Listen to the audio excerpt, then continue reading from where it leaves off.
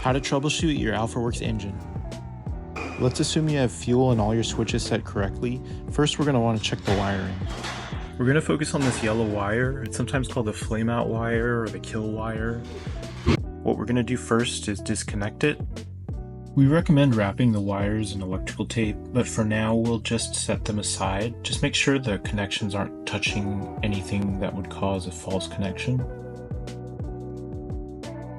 Make sure your ignition switch is on and then attempt to start the engine. If it starts, it's most likely a faulty wire or gas tank sensor that needs to be replaced. Another area to check is the fuel line. This one should be more obvious. You just want to ensure the hose isn't kinked or obstructed in any way. These last steps should only be done after ruling out other causes.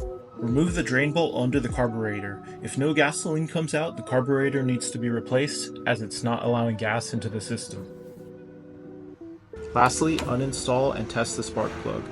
Use a spark plug test kit or test by keeping it attached to the plug cap and pulling the engine cord. You should see a very clean spark.